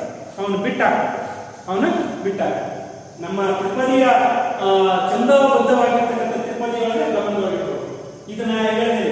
ಇದನ್ನ ಯಾಕೆ ಉದಾಹರಣೆ ಕೊಡ್ತಿದ್ದೇನೆ ಅಂತಂದ್ರೆ ಈ ಚಿತ್ರಲತ ತ್ರಿಪದಿ ಒಂದೇ ಗಣ ರುದ್ರಗಣ ಬಂದಿದೆ, ಆದ್ರೆ ಪ್ರಾಸ ಇಲ್ಲ. ಯಾಕೆ ಪ್ರಾಸ ಇಲ್ಲ ಅನ್ನೋ ಚಿತ್ತ ನಿಮ್ಗೆ ಗೊತ್ತಿರಬೇಕು, ವಿಚಾರ ಗೊತ್ತಿರಬೇಕು. ಜನಪದರು ಅಷ್ಟು ಕಟ್ಟುನಿಟ್ಟಾಗಿ ಪಾಲಿಸಿಕೊಂಡು ಬಂದಿದ್ದಿಲ್ಲ ಯಾವ ಚಂದೋ ನಿಯಮಗಳನ್ನು. ಹಾಗಾಗಿ ಯಾಕಾಕ ಅಳುತ್ತಾನೆಂದು ಎಲ್ಲರೂ ಕೇಳ ಬಡವಾಗ ತಾಯಿ ಕಣ್ಣನನ್ನು ಇಟ್ಕೊಂಡು ಯಾಕಂತ ಕೇಳ್ತಾ ಇದ್ದಾರೆ. ಅದಕ್ಕೆ ಉತ್ತರ ಕೊಡ್ತಾರೆ. ಕಾಯದ ಹಾಲ ಕೆನೆ, ಕಾಯಕ್ಕಿಟ್ಟ ತಾಯಿ ಇನ್ನೂ ಕೆನೆ ಮೂಡಿಲ್ಲ, ನನಗೆ ಬೇಗ ಕೊಡು. ಕಾಯದ ಹಾಲ ಕೆನೆ ಕಂದಯ್ಯ ಕಾಯಿ ಕೈ ಬಿಟ್ಟು ಇಳಿಯುವ ಮೊದಲು ಕೆನೆಬೇಕು. ಇಷ್ಟು ಸೊಗಸಾಗಿರ್ತಕ್ಕಂಥ ತ್ರಿಪದಿಗಳನ್ನು ಜನಪದರು ತಮ್ಮ ತೋರಿಸಿದಲ್ಲಿ ಎಷ್ಟು ಅಂದ್ರೆ ಅವ್ರಿಗೆ ಹಾಡಿನ ಗತ್ತು ಗೊತ್ತಿತ್ತು, ತ್ರಿಪದಿಯ ಸ್ವರೂಪ ಗೊತ್ತಿತ್ತು. ಇವು ಎರಡನ್ನ ಗಮನದೊಳಗಿಟ್ಕೊಂಡು ಪದ್ಯ ಬರೆದಿದ್ದಾರೆ. ಇವನ್ನೆಲ್ಲ ಹಾಡ್ಕೊಂತ ಬಂದಿದ್ದಾರೆ. ಇದೊಂದು ಮೌಖಿಕ ಪರಂಪರೆಯಾಗಿರ್ತಕ್ಕಂಥ ದೊಡ್ಡ ಕಾವ್ಯ ಜಗತ್ತಿಗೆ ನಮ್ಮ ಕನ್ನಡ ಸಾಹಿತ್ಯ. ಇನ್ನು ಇದು ಒಂದು ಪ್ರಭೇದ. ರುದ್ರಗಣ ಅಂದ್ರೆ 4 ಅಂಶ ರುದ್ರಗಣ. ಒಂದು ಗುರು ಇತ್ತಂದ್ರೆ 1 ಅಂಶ ಅನ್ಬೇಕು, ಮಿಕ್ಕದ್ದು ಒಂದೊಂದಂತ ಎಣಿಸ್ಕೊಂಡು ಹೋಗ್ಬೇಕು. 1 ಅಂಶ 2 ಅಂಶ 3 ಅಂಶ 4 ಅಂಶ. ಇದು ರುದ್ರಗಣ. 1 ಅಂಶ 2 ಅಂಶ 3 ಅಂಶ ವಿಷ್ಣುಗಣ. 1 2 3 ವಿಷ್ಣುಗಣ. 1 2 3 ಇದು ವಿಷ್ಣುಗಣ. ಎಲ್ಲೋ ಆಗಿ ಈಗ ನೋಡಿ 6ನೇ ಗಣ ಸ್ಥಾನಕ್ಕೆ 1 2, 10ನೇ ಗಣ ಸ್ಥಾನಕ್ಕೆ 1 2, 6ನೇ ಗಣ ಸ್ಥಾನ ಮತ್ತು 10ನೇ ಗಣ ಸ್ಥಾನದೊಳಗೆ ನಿಯಮಾನುಸಾರ ಬ್ರಹ್ಮಗಣ ಬರಬೇಕು. ಬ್ರಹ್ಮಗಣ ಬಂದಿದೆ. 1ನೇ ಗಣ ಸ್ಥಾನದಲ್ಲಿ ಅಷ್ಟೇ ರುದ್ರಗಣ ಬರುತ್ತೆ. ಈ ರುದ್ರಗಣ ಬಂದ್ರೆ ಅದು ಚಿತ್ರ ತ್ರಿಪದಿ. ಇನ್ನು 2ನೇ ಪ್ರಭೇದ ನಾಗವರ್ಣ ಹೇಳ್ತಾನೆ. ಇದಕ್ಕೇನು ಲಕ್ಷಣ ಪದ್ಯಗಳಿಲ್ಲ. ಚಿತ್ರಲತ ತ್ರಿಪದಿ ಅಂದ್ರೆ ಏನು ಅನ್ನೋದನ್ನ ಹೇಳ್ಬಿಟ್ಟಿದೆ. ಏನು ಚಿತ್ರ ತ್ರಿಪದಿ ಹೇಗಿದೆಯೋ ಹಾಗೇ ಇದೆ. ಆದ್ರೆ ಸಣ್ಣ ವ್ಯತ್ಯಾಸ ಅಂದ್ರೆ 1ನೇ ಗಣಸ್ಥಾನ ಮತ್ತು ಕಡೆಯ ಗಣಸ್ಥಾನದಲ್ಲಿ ವಿಷ್ಣುವಿಗೆ ಬದಲಾಗಿ ರುದ್ರಗಣ ಬರಬೇಕು. ಇಷ್ಟೇ ಚೇಂಜ್. 2 ಗಣಗಳು ಚೇಂಜ್. 1ನೇ ಗಣ ಮತ್ತು ಕೊನೆಯ ಗಣ. ಮೊದಲ ಗಣ 11ನೇ ಗಣ. 2 ರುದ್ರಗಣ ಆಗಿತ್ತು ಅಂದ್ರೆ ಅದನ್ನ ಚಿತ್ರಲತೆ ಅಂತ ಕರೀತಾರೆ. ಈ ಚಿತ್ರಲತೆ ಮಿಕ್ಕ ಎಲ್ಲ ವಿಚಾರಗಳು ಸೇರಿ ಆದಿಪಾಸ ಇರಬೇಕು, 3 ಚರಣ ಇರಬೇಕು, 1 2 ಸಮಾನವಾಗಿರಬೇಕು, 3ನೇ ಮುಕ್ಕಾಲಾಗಿರಬೇಕು, ಒಟ್ಟು 11 ಗಣಗಳು ಬರಬೇಕು. 6 ಮತ್ತು 10ನೇ ಗಣ ಸ್ಥಾನದಲ್ಲಿ ವಿಷ್ಣು ಬ್ರಹ್ಮಗಣ ಬರಬೇಕು. ಅದೆಲ್ಲ ಹಾಗೆಯೇ ನಿಯಮ. 1ನೇ ಗಣದೊಳಗೆ ಮತ್ತು ಕೊನೆಯ ಗಣದೊಳಗೆ ರುದ್ರ ಬರಬೇಕು. ಇಲ್ಲಿ ನೋಡಿ, ಇದು ಒಂದು ಜನಪದ ತ್ರಿಪದಿ ಆದರೂ ಎಲ್ಲರಲ್ಲಿ ನೋಡಿ ಪ್ರಾಸ ಇದೆ. ಹಿಂಗ ಅನೇಕ ಜನಪದ ತ್ರಿಪದಿಗಳು ಮುಂದೆ ಎಂದೋ ಬಂದಿರತಕ್ಕಂಥ ಚಂದೋಬದ್ಧವಾಗಿರ್ತಕ್ಕಂಥ ತ್ರಿಪದಿಗೆ ಒಗ್ಗಿಕೊಳ್ಳುವಂಥ ತ್ರಿಪದಿಗಳು ಇದಾವೆ. ಹಿಂಗೆ ಒಗ್ಗಿಕೊಂಡಿದ್ದಾವೆ ಅಂದ ಕೂಡಲೇ ನಾವೆಲ್ಲ ಒಂದು ನಿರ್ಧಾರಕ್ಕೆ ಬರಬಾರ್ದು. ಜನಪದರು ಕೂಡ ಶಾಸ್ತ್ರೋಕ್ತವಾಗಿ ಕ್ರಮಬದ್ಧವಾಗಿ ಛಂದಸ್ಸು ಅಭ್ಯಾಸ ಮಾಡಿದ್ದಾರೆ ಅಂತ ಹಂಗಿಲ್ಲ. ಆಮೇಲೆ ಛಂದಸ್ಸು ಬಂದು ಚಂದೋ ನಿಯಮಗಳು ನೋಡಿದು, ಚಂದೋ ನಿಯಮಾನುಸಾರ ತ್ರಿಪದಿ ಬಂದು ಆಮೇಲೆ ಅವು ಅಲ್ಲಿಯ ಜನಪದ ತ್ರಿಪದಿಗಳಲ್ಲಿ ಇಲ್ಲಿ ಒಗ್ಗಿಸಿ ನೋಡಿದ್ರೆ, ಇಲ್ಲಿ ಹೊಂದಿಸಿ ನೋಡಿದ್ರೆ ಅನೇಕ ಜನಪದ ತ್ರಿಪದಿಗಳು ಇಲ್ಲಿ ಸಾಮ್ಯತೆಯನ್ನು ಕಾಣ್ತವೆ. ಇದು ಒಂದು ಜನಪದ ತ್ರಿಪದಿ. ಒಲವಲ್ಲೇ ಬೆಳೆದವಳು, ಒಲವಲ್ಲೇ ಬೆಳೆದವಳು, ಒಲವಿಗೆ ಮನಸ್ಸು ಕೊಟ್ಟವಳು, ಒಲವಿಗೆ ಮನಸ್ಸು ಕೊಟ್ಟವಳು ಚೆಲುವಮ್ಮ ಒಲವಲ್ಲೇ ಚೆಲುವ ಕಂಡವಳು, ಒಲವಲ್ಲೇ ಚೆಲುವ ಕಂಡವಳು. ಇದು ಒಂದು ಅಂಶ. ಇದಿಷ್ಟು ಸೇರಿ ಒಂದು ಅಂಶ, ಎರಡು ಅಂಶ, ಮೂರು ಅಂಶ, ನಾಲ್ಕು ಅಂಶ ಅಂದ್ರೆ ಇದು ರೂಪಗಳು. ಮಿಕ್ಕದು ಎಲ್ಲವೂ ವಿಷ್ಣುಗಳನ್ನೇ. ಇಲ್ಲಿ ನೋಡಿ, ಇದಿಷ್ಟು ಸೇರಿ ಒಂದು ಅಂಶ, ಎರಡು ಅಂಶ. 6ನೇ ಗಣಸ್ಥಾನದೊಳಗೆ ಬ್ರಹ್ಮಗಣಬೇಕು, 10ನೇ ಗಣಸ್ಥಾನದೊಳಗೆ ಬ್ರಹ್ಮಗಣಬೇಕು. ಬ್ರಹ್ಮಗಣದ ರೀತಿ ಹೀಗಿದೆ, ಇಲ್ಲ ಹೀಗಿದೆ, ಇಲ್ಲ ಹಿಂಗೆ ಬರಬೇಕು, ಇಲ್ಲ ಹಿಂಗೆ ಬರಬೇಕು. ಮಿಕ್ಕ ಯಾವ ಗಣನು ಬ್ರಹ್ಮಗಣ ಇಲ್ಲ, ಮಿಕ್ಕದು ಇಲ್ಲ ಬ್ರಹ್ಮಗಣ. ಇಂಥದ್ದು ಬರಬೇಕು, ಇಲ್ಲ ಇಂಥದ್ದು ಬರಬೇಕು. ಎಲ್ಲಿಯೂ ಕೂಡ ಇಂಥದ್ದು ಬರಂಗಿಲ್ಲ, ಇದು ಲೆಕ್ಕನ ಸಿಗಲ್ಲ, ಇಲ್ಲ ಹಿಂಗೆ ಬರಬೇಕು. ಬ್ರಹ್ಮಗಣ ಅಂದ್ರೆ ಇದಿಷ್ಟು ಒಂದು ಅಂಶ, ಇದಿಷ್ಟು ಒಂದು ಅಂಶ, ಹಿಂಗಾದ್ರೂ ಬರೋದು, ಹೀಗೆ ಬರೋದು. ಎಲ್ಲೂ ಕೂಡ ಒಂದೇ ಲಘುವಿನಿಂದ ಆರಂಭ ಆಗ್ತಕ್ಕಂಥ ಗಣ ಬರಂಗಿಲ್ಲ. ಕೊನೆಯದು ಚೆಲುವ ಕಂಡವಳು, ಬಿಂದು ಇದೆ, ಬಿಂದುವಿನಿಂದ ಕೂಡಿರ್ತಕ್ಕಂಥ ದೂರ ಆಗುತ್ತೆ. ಇವಿಷ್ಟು ಲಘುಗಳು ಇದಾವೆ, ರಸ್ವ ಇದಾವೆ, ಅದಕ್ಕೆ ಲಘುಗಳಾಗಿದ್ದಾವೆ. ಗಮನದೊಳಗೆ ಇಟ್ಕೊಂಡು ಈ ಎಲ್ಲ ಪ್ರಸ್ತಾರಗಳನ್ನು ಹಾಕೋದು ಲಕ್ಷ್ಯ ಕೊಟ್ಟ ನೋಡ್ಕೊಳ್ಳಿ. ಇದು ಚಿತ್ರ ತ್ರಿಪದಿ, ಚಿತ್ರಲತ ತ್ರಿಪದಿ. ಎಲ್ಲೋ ನಾಗವರ್ಣ ಕೃತಿಯೊಳಗೂ ಎಲ್ಲೋ ನಾನು ಗಮನಿಸಿದಂಗೆ ಇನ್ನೊಂದು ಚಿತ್ರಲತೆ ಅಂತ ಎರಡೇ ಪ್ರಭೇದಗಳಿದ್ದಾವೆ, ಒಳ ಪ್ರಭೇದಗಳಿದ್ದಾವೆ. ಯಾರೋ ಮುಂದೆ ಬಂದಿರತಕ್ಕಂಥ ಒಬ್ರು ಕಿಡಿಗೇಡಿಗಳು ಅಥವಾ ಯಾರೋ ನಾನು ಒಂದೇನೋ ತ್ರಿಪದಿ ಬರೀಬೇಕು ಅಂತನೋ ಅಥವಾ ಅದು ಒಂದು ಸಹಜವಾಗಿ ಬಂದಿರತಕ್ಕಂಥ ತ್ರಿಪದಿ ಐತೆ ಏನೋ ಗೊತ್ತಿಲ್ಲ ನನಗೆ. ಇನ್ನೊಂದು ಚಿತ್ರಲತೆ ಅಂತ ಸೇರಿಸಿ ಇನ್ನೊಂದು ಮೂರನೇದು ವಿಚಿತ್ರ ತ್ರಿಪದಿ ಅಂತಂದು ಹೇಳಿದ್ದಾರೆ. ಒಂದು ವಿಚಿತ್ರ ತ್ರಿಪದಿ ಅಂತ. ಈ ವಿಚಿತ್ರ ತ್ರಿಪದಿ ಏನು ಅಂತಂದ್ರೆ ಏನ್ ಲಕ್ಷಣ ಅಂತಂದ್ರೆ ಇಲ್ಲಿ ವಿಷ್ಣುಗಣ ಇರುತ್ತೆ, ಇಲ್ಲಿ ರುದ್ರಗಣ ಇರುತ್ತೆ. ಕೊನೆಯ ರುದ್ರಗಣ ಬಂದ್ರೆ ವಿಚಿತ್ರ ತ್ರಿಪದಿ. ಅವಕ್ಕೆಲ್ಲ ಉದಾಹರಣೆ ಸಿಗಲ್ಲ, ಹೀಗಿದೆ ಅಂತಂದ್ರೆ ಇದನ್ನ ನೀನು ಅಷ್ಟು ಲಕ್ಷ ಕೊಟ್ಟು ಗಮನಿಸಬೇಡ. ಹಿಂಗಿಂತ ನಡಿ ಮಧ್ಯಕ್ಕೆ ಯಾವುದೋ ಚಂದ್ರ ಗ್ರಂಥದೊಳಗೆ ಯಾರೋ ಸ್ಕಾಲಿತ್ಯ ಮಾಡಿದ್ದಾರೆ, ಯಾರೋ ಒಬ್ರು ಸೇರಿಸ್ಬಿಟ್ಟಿದ್ದಾರೆ. ಆದರೆ ಬಹಳ ಪ್ರಚಲಿತ ಇರತಕ್ಕಂಥದ್ದು ಒಂದು ಅಂಶ ತ್ರಿಪದಿ. ಇವು ಎರಡು ಬಹಳ ವಿರಳವಾಗಿ ಕಂಡು ಬರ್ತಕ್ಕಂಥ ಎರಡು ಒಳ ಪ್ರಭೇದಗಳು, ಒಂದು ಚಿತ್ರಲತೆ, ಇನ್ನೊಂದು ವಿಚಿತ್ರ. ಇದಿಷ್ಟು ಅಂಶ ಷಟ್ಪದಿಗೆ ಸಂಬಂಧಪಟ್ಟಂತ ವಿಚಾರಗಳಾದ್ರೆ ನೆನಪಿಟ್ಕೊಳ್ಳೋ ವಿದ್ಯಾರ್ಥಿಗಳೇ, ಷಟ್ಪದಿ ಮೂಲ ರಚನೆ ಆಗಿತ್ತು ಅಂಶ ಷಟ್ಪದಿ ಒಳಗೆ. ಈ ಅಂಶ ಷಟ್ಪದಿ 12ನೇ ಶತಮಾನದೊಳಗೆ ಶರಣರ ಕಾಲಕ್ಕೆ ಭಕ್ತ ಶರಣರು ಅಥವಾ ಭಕ್ತ ಕವಿಗಳು ಏನ್ ಮಾಡಿದ್ರು, ಮಾತ್ರ ಷಟ್ಪದಿಯಾಗಿ ಅದನ್ನ ಬದಲು ಮಾಡಿ ಅದರೊಳಗೆ ಅನೇಕ ಪ್ರಭೇದಗಳನ್ನು ಹುಟ್ಟಾಕಿ ಕಾವ್ಯಗಳನ್ನ ಬರೆದು ಯಶಸ್ವಿಯಾಗಿರ್ತಕ್ಕಂಥದ್ದನ್ನ ನೋಡಿದೆ. ಹಂಗೇನೆ ಈ ಅಂಶ ತ್ರಿಪದಿಯ ಮೇಲೆ ಕೂಡ ಒಂದು ಹೊಸ ಪ್ರಯೋಗ ಮಾಡಿದ್ದಾರೆ ಭಕ್ತ ಕವಿಗಳು. ಏನು? ಮಾತ್ರ ತ್ರಿಪದಿ ಅಂತ. ಈ ಅಂಶ ತ್ರಿಪದಿನ ಬದಿಗಿಟ್ಟು ಒಟ್ಟು ಇರೋ ಸ್ವರೂಪಕ್ಕೆ ಮಾತ್ರೆಗಳ ಉಡುಪನ್ನ ಹಾಕಿದ್ದಾರೆ. ಅಂಶದ ಉಡುಪನ್ನು ತೆಗೆದುಬಿಟ್ಟು ಮಾತ್ರೆಗಳ ಉಡುಪನ್ನ ಹಾಕಿದ್ದಾರೆ. ತ್ರಿಪದಿ ಅದೇ, ರೂಪ ಅದೇ, ಅದಕ್ಕೆ ಮಾತ್ರದ ಉಡುಪ ಹಾಕಿದ್ದಾರೆ, ಮಾತ್ರೆಗಳನ್ನು ಸೇರಿಸಿದ್ದಾರೆ, ಲೆಕ್ಕ ಹಾಕಿದ್ದಾರೆ. ಅಂಶಗಣಾನ್ವಿತವಾಗಿರೋದಿಲ್ಲ, ಇದೆಲ್ಲರೂ ಮಾತ್ರೆಗಳೇ. ಇಂತಿಷ್ಟೇ ಮಾತ್ರೆಗಳು ಬರಬೇಕಂತ ನಿಯಮ ಇದೆ, ಅಂತಿಷ್ಟೇ ಮಾತ್ರೆಗಳು ಬರಬೇಕು. ಈ ಮಾತ್ರ ತ್ರಿಪದಿ ಲಕ್ಷಣ ಏನು ಅಂದ್ರೆ, ಇದು ಆದಿಮಾಸ ಇರಬೇಕು, 3 ಸಾಲು ಇರಬೇಕು, 1 2 ಇಕ್ಕೋಲು ಇರಬೇಕು, 3ನೇ ಮುಕ್ಕಾಲು ಇರಬೇಕು. ಇನ್ನು ಈ ಮಾತ್ರೆ ವಿನ್ಯಾಸ ಹೆಂಗಿರ್ಬೇಕು ಅನ್ನೋದು ಹೇಳ್ತೀನಿ. 1ನೇ ಚರಣದೊಳಗೆ 5 ಮಾತ್ರೆ 4 ಗಣಗಳು ಬರಬೇಕು.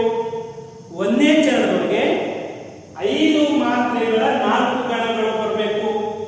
ಇದು ವ್ಯತ್ಯಾಸ ಆಗಂಗಿಲ್ಲ. ಇನ್ನು 2ನೇ ಚರಣದೊಳಗೆ 5 ಮಾತ್ರೆಯ 1 ಗಣ 6ನೇ ಗಣಸ್ಥಾನದೊಳಗಿದೆ. ಎಲ್ಲಿ ಅಂಶ ಷಟ್ಪದಿಯೊಳಗೆ ಬ್ರಹ್ಮಗಣ ಬಂದಿತ್ತಲ್ಲ, ಆ ಬ್ರಹ್ಮಗಣದ ಸ್ಥಾನದೊಳಗೆ ಇಲ್ಲ 3 ಮಾತ್ರೆ ಗಣ ಬರಬೇಕು, ತಪ್ಪಿದ್ರೆ 4 ಮಾತ್ರೆ ಗಣ ಬರಬೇಕು. ಅಲ್ಲಿ ಅಂದೂ ಕೂಡ 5 ಮಾತ್ರೆ ಗಣ ಬರೋದಿಲ್ಲ. ಇಲ್ಲ 3 ಮಾತ್ರೆ ಬರಬೇಕು, ಇಲ್ಲ 4 ಮಾತ್ರೆ ಬರಬೇಕು. ಅಂದ್ರೆ ಮೂಲ ಷಟ್ಪದಿಗೆ ಧಕ್ಕೆ ಬರಲಾರ್ದಂಗೆ ಮಾತ್ರ ಷಟ್ಪದಿಯನ್ನ ರಚನೆ ಮಾಡಿಕೊಳ್ಳಿ. ಇಡೀ ಸ್ವರೂಪಕ್ಕೆ ಧಕ್ಕೆ ಬರಲಾರ್ದಂಗೆ ಮಾತ್ರಾ ತ್ರಿಪದಿಯನ್ನು ಹುಟ್ಟಾಕಿದವರಿದ್ದಾರಲ್ಲ, ಅವ್ರು ಏನು ಧಕ್ಕೆ ಆಗಬಾರದು ಅನ್ನೋ ಕಾರಣಕ್ಕೋಸ್ಕರ ಮೂಲ ತ್ರಿಪದಿಯನ್ನು ಹಾಗೆ ಇಟ್ಕೊಂಡು ಮಾತ್ರ ವಿನ್ಯಾಸ ಮಾಡಿದ್ದಾರೆ. ಬೇರೆ ಏನು ಹೊಸತನವಿಲ್ಲ. ಏನು 3 ಮಾತ್ರೆ ಬರಬೇಕು, ಬ್ರಹ್ಮಗಣ ಬರಬೇಕಲ್ಲ, ಬ್ರಹ್ಮ ಬರುವ ಗಣದಲ್ಲಿ ಗಣಸ್ಥಾನದಲ್ಲಿ ಇಲ್ಲ 3 ಮಾತ್ರೆ ಬರಬೇಕು, 4 ಮಾತ್ರೆ ಬರಬೇಕು. ಮಿಕ್ಕದೆಲ್ಲ ಇದೆ. ವಿಷ್ಣು ಗಣಸ್ಥಾನದಲ್ಲಿ 5 ಮಾತ್ರೆ ಬರಬೇಕು, ಬ್ರಹ್ಮ ಗಣಸ್ಥಾನದಲ್ಲಿ 3 ಮತ್ತು 4 ಮಾತ್ರೆ ನೋಡಿ. ಹಿಂಗೆ 6ನೇ ಗಣಸ್ಥಾನ ಮತ್ತು 10ನೇ ಗಣಸ್ಥಾನದೊಳಗೆ 3 ಇಲ್ಲಾಂದ್ರೆ 4 ಮಾತ್ರೆ ಗಣಗಳು. ಇದು ಮಾತ್ರ ತ್ರಿಪದಿ ಅಂತ. ಇದು 12ನೇ ಶತಮಾನದೊಳಗೆ ಅದು ಪರಿವರ್ತನೆ ಆಯಿತು. ವಂಶ ತ್ರಿಪದಿ ಇದ್ದಿದ್ದು ಮಾತ್ರ ತ್ರಿಪದಿ. ಇದು ಅಪ್ಪಾದೇವಿಯ ಯೋಗಾಂಗ ತ್ರಿಪದಿ ಅಂತ ಒಂದು ತ್ರಿಪದಿ ಬರೆದಿರ್ತಾರೆ. ತ್ರಿಪದಿ ಕೃತಿ ಇದೆ, ಯೋಗಾಂಗ ತ್ರಿವಿಧಿ ಅಂತ. ಈ ಯೋಗಾಂಗ ತ್ರಿವಿಧಿಯೊಳಗೆ ಇರ್ತಕ್ಕಂಥ ಒಂದು ನಿಸರ್ಗ ಕುರಿತಾಗಿರ್ತಕ್ಕಂಥ ಒಂದು ತ್ರಿಪದಿ. ಮಾಘ ಮಾಸವು ಹೋಗಿ, ಮಾಘ ಮಾಸವು ಹೋಗಿ ಮೇಲೆ ಬಂದಿತ್ತು ಚೈತ್ರ, ಮೇಲೆ ಬಂದಿತ್ತು ಚೈತ್ರ. ಬೇಗ ಮಾಮರವು ತಳಿರೇರೆ, ಬೇಗ ಮಾಮರವು ತಳಿರೇರೆ ಅದ ಕಂಡು, ತಳಿರೇರೆ ಅದ ಕಂಡು ಕೂಗಿ ಕರೆಯಿತು ಕಳಕಂಠ. ಅದ ಕಂಠ ಕೋಗಿಲೆ. ಚೈತ್ರ ಮಾಸದೊಳಗೆ ಕೋಗಿಲೆ ಹಾಡು, ಚಿಗುರು ಹೊಡೆದಿರುತ್ತೆ, ಚಿಗುರು ನೋಡೋದಿರುತ್ತೆ. ಹಂಗೇನೋ ಒಂದು ನಿಸರ್ಗ ಕುರಿತಾಗಿರ್ತಕ್ಕಂಥ ಒಂದು ತ್ರಿಪದಿ. ಇದು ಮಾತ್ರ ಅನ್ವಯವಾಗಿ ರಚನೆ ಆಗಿದೆ. ಮಾತ್ರೆಗಳ ಗಣ ಪದ್ಧತಿಗೆ ಅಂದ್ರೆ ಅನ್ವಯವಾಗಿ ರಚನೆ ಆಗಿರ್ತದೆ. 5 ಮಾತ್ರೆ 5 ಮಾತ್ರೆ 5 ಮಾತ್ರೆ 5 ಮಾತ್ರೆ. ಗಮನದೊಳಗೆ ಇದು ಒತ್ತಕ್ಷರ ಅಲ್ಲ ವಿದ್ಯಾರ್ಥಿಗಳ, ಚೈ ಒತ್ತಕ್ಷರ ಅಲ್ಲ, ಇದಕ್ಕೆ ಗುಣಿತಾಕ್ಷರ ಅಂತ ಹೇಳ್ತಾರೆ. ಗುಣಿತಾಕ್ಷರ ಅಂತ ಹೇಳ್ತಾರೆ. ಇದು ಒತ್ತಕ್ಷರ, ಇದು ಒತ್ತಕ್ಷರ, ಇದು ಒತ್ತಕ್ಷರ ಅಲ್ಲ, ಇದು ಗುಣಿತಾಕ್ಷರ. ಇದು ಹೆಂಗ್ ಗುಣಿತಾಕ್ಷರ ಅಂತಂದ್ರೆ ಚ ಜೊತೆಗೆ ಐ ಸೇರಿದೆ, ಚ ಜೊತೆಗೆ ಐ ಸೇರಿದೆ, ಹೀಗಾಗಿ ಚೈ ಆಗಿದೆ. ಒಂದು ಸ್ವರದ ಜೊತೆಗೆ ಒಂದೇ ವ್ಯಂಜನ ಇದ್ರೆ ಅದು ಯಾವತ್ತೂ ಒತ್ತಕ್ಷರ ಅಲ್ಲ. ಒಂದು ಸ್ವರದ ಜೊತೆಗೆ 2 ಅಥವಾ 2ಕ್ಕಿಂತ ಹೆಚ್ಚು ವ್ಯಂಜನಗಳು ಸೇರ್ಕೊಂಡಿತ್ತು ಅಂದ್ರೆ ಅದು ಯಾವತ್ತೂ ಒತ್ತಕ್ಷರನೇ, ಯಾವತ್ತೂ ಒತ್ತಕ್ಷರ. ಅದಕ್ಕೆ ನಾವು ನೋಡ್ತೀವಿ, ಇದನ್ನ ಗುರು ಆಗಬೇಕಾಗಿತ್ತು ಸರ್ ಲಘು ಆಗಿದ್ದಾರಲ್ಲ ಅಂತ ಒಂದು ಪ್ರಶ್ನೆ ನಿಮ್ಮಲ್ಲಿ ಮೂಡುವುದು. ಅದಕ್ಕೆ ಹೇಳ್ಬೇಕು, ಇದು ಸಂಧ್ಯಾಕ್ಷರ. ಕನ್ನಡದೊಳಗೆ ಎಲ್ಲಾ ಸಂಧ್ಯಾಕ್ಷರಗಳನ್ನು 4 ಇದಾವೆ. ಎ ಐ ಓ ಔ ಅಂತ 4 ಸಂಧ್ಯಾಕ್ಷರಗಳಿದ್ದಾವೆ. ಆ 4 ಸಂಧ್ಯಾಕ್ಷರಗಳನ್ನ ಛಂದಸ್ಸು ದೀರ್ಘ ಸ್ವರ ಅಂತ ಸ್ವೀಕಾರ ಮಾಡಿ. ಛಂದಸ್ಸು ಆ 4 ಸ್ವರಗಳನ್ನ ದೀರ್ಘ ಸ್ವರ ಅಂತ ಸ್ವೀಕಾರ ಮಾಡುತ್ತೆ. ಹೀಗಾಗಿ ಪ್ರಸ್ತಾರ ಆಗ್ಬೇಕಾದ್ರೆ ಇದನ್ನ ದೀರ್ಘ ಸ್ವರ ಅಂತ ಭಾವಿಸ್ಕೊಳ್ಬೇಕು. ದೀರ್ಘ ಸ್ವರಕ್ಕೆ ಗುರು ಆಗ್ತೇವಲ್ಲ, ಹಂಗೆ ಗುರು ಆಗಿಸ್ಕೊಳ್ಬೇಕು. ಆದ್ರೆ ಇದು ಒತ್ತಕ್ಷರ ಅಲ್ಲ. ಹಾಗೆಯೇ ಕೈಲಾಸ, ಕೈಲಾಸ ಕೈ ಒತ್ತಕ್ಷರ ಅಲ್ಲ, ಇದು ಸಂಧ್ಯಾಕ್ಷರ. ಸಂಧ್ಯಾಕ್ಷರ ಅಂದ್ಕೂಡಲೇ ಅದು ದೀರ್ಘ ಸ್ವರ, ಅದಕ್ಕೆ ಇದು ಯಾವಾಗಲೂ ಗುರು ಆಗುತ್ತೆ. ಇದು ದೀರ್ಘ ಇದೆ, ಗುರು ಆಗುತ್ತೆ. ಇದು ರಸ. ಕೃಷಿ, ಕೃಷಿ ಇದು ಒತ್ತಕ್ಷರ ಅಲ್ಲ. ಒತ್ತಕ್ಷರ ಅಲ್ಲ ವಿದ್ಯಾರ್ಥಿಗಳೇ. ಛಂದಸ್ಸಿನ ಪದ್ಯದೊಳಗೆ ಪ್ರಸ್ತಾರ ಆಗಬೇಕಾದ್ರೆ ಬಹಳಷ್ಟು ವಿದ್ಯಾರ್ಥಿಗೆ ಕಾಡ್ತಕ್ಕಂಥ ಅಕ್ಷರಗಳಂತ ಇವು. ಇದು ಒತ್ತಕ್ಷರ ಅಲ್ಲ. ಅದಕ್ಕೆ ಇದು ಲಘು. ಇದು ಯಾಕೆ ಒತ್ತಕ್ಷರ ಅಲ್ಲ ಅಂದ್ರೆ ಕ ಜೊತೆಗೆ ರೂ ಸೇರಿದೆ ಅಷ್ಟೇ. ರೂ ಸೇರಿದೆ ರಚನೆ ಆಗೋ ರೂಪ ಯಾವುದು ಅಂದ್ರೆ ಹಿಂದದ್ದು ಕ್ರೂ ಅಂತ ಆಗುತ್ತೆ. ಹೀಗಾಗಿ ಒತ್ತಕ್ಷರ ಅಲ್ಲ, ಇದು ರಸ್ವಾಕ್ಷರ, ಇದು ರಸ್ವಾಕ್ಷರ, ಶೀರಸ್ವಾಕ್ಷರ. ಗಮನವಿರಬೇಕು. ಇನ್ನೊಂದು ಉದಾಹರಣೆ ಹೇಳ್ಬಿಡ್ತೀನಿ. ಕ್ಷೇಮ, ಕ್ಷೇಮ, ಸುಕ್ಷೇಮ. ಇನ್ನೊಂದು ಹೇಳ್ತೀನಿ, ಸುಕ್ಷೇಮ ಇದು ಒತ್ತಕ್ಷರ. ಕ್ಷೇಮ ಒತ್ತಕ್ಷರ, ಅದಕ್ಕೆ ಗುರು ಆಗುತ್ತೆ. ಒತ್ತಕ್ಷರದ ಹಿಂದಿನ ಅಕ್ಷರ ಗುರು ಆಗುತ್ತೆ. ಇದು ದೀರ್ಘ ಇದೆ, ಅದಕ್ಕೆ ಗುರು ಆಗುತ್ತೆ. ಇದು ಲಘು ಆಗುತ್ತೆ. ಇದು ಒತ್ತಕ್ಷರ. ಕ್ಷೇಮ ಒತ್ತಕ್ಷರ. ಹೆಂಗೆ ಕ್ಷೇಮ ಒತ್ತಕ್ಷರ? ಕ ವ್ಯಂಜನ